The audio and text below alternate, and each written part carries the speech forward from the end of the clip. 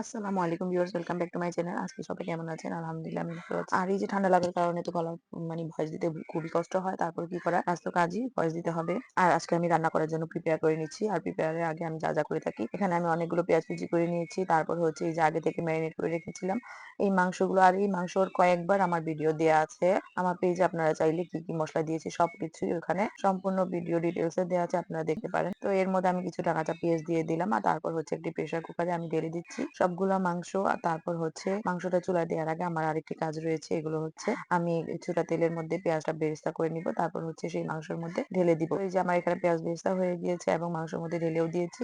তো মাংসের মধ্যে ঢেলে দিয়ে এখন চুলাটা অন করে দিলাম। আর এতক্ষণ কিন্তু চুলাটা আমার অফ ছিল। তারপরে এখন প্রেসার কুকারে সিটিটা দেওয়ার জন্য সিল করে দিলাম। তো এখানে ওটা হইতে হইতে আমি এখানে আবার আলুগুলো কেটে নিচ্ছি বড় বড় আকারে। আর আলুগুলো একটু হালকা তেলে ভেজে নিব। তার আগে তার সাথে মিশিয়ে দিব আমি একটু লবণ আর হচ্ছে হালকা পরিমাণে হলুদ মরিচ বাকি। এটা ভালো করে লাল লাল করে নিব আলুটাকে। তারপর ওই মাংসের মধ্যে দিয়ে দিব। তো মাংসের মধ্যে দিয়ে দিয়েছিলাম। তারপর হচ্ছে কিছুটা সিম মটর দিয়েছিলাম। তারপর সিম মটর গুলো দিয়ে ভালো করে নাড়াচাড়া দিয়ে তারপর চুলায় চড়িয়ে দিয়ে এসেছি। এই ফাঁকে আমি এখানে ভাজি করবো একটা পাতাকপি ভাজির জন্য আমি পাতাকপি গুলো কেটে নিচ্ছিলাম। আর আজকে গ্যাসের যা অবস্থা যে কি বলবো, এত কম ছিল, কিভাবে রান্না করছি আল্লাহ জানে। তো এখানে মাংসটাও হতে হতে এখানে আমার পাতাকপি গুলো কোটা হয়ে গিয়েছে। আর পাতাকপি ভাজি করব, তার সাথে আলু দেব না, এটা কি হয়? পাতাকপি ভাজির মধ্যে আলু এবং টমেটো আর হচ্ছে সিম মটর এগুলো দিলে কিন্তু আমার খুব পছন্দ, আমার খুব ভালো লাগে, আমার এবং আমার বাচ্চাদের। তো এর মধ্যে আমি লবণ, কিছুটা আদা রসুন হলুদ মরিচ গুঁড়ো কাঁচা মরিচ ভেঙে আর এই যে সিম মটর গুলো উপর দিয়ে দিয়ে তারপরে ভাপাতে দিয়ে দিয়েছি। তো এখানে আমার ভয়েস দিতে দিতে কিভাবে যেন আগে পিছে হয়ে গিয়েছে, ভিডিওর সাথে একটু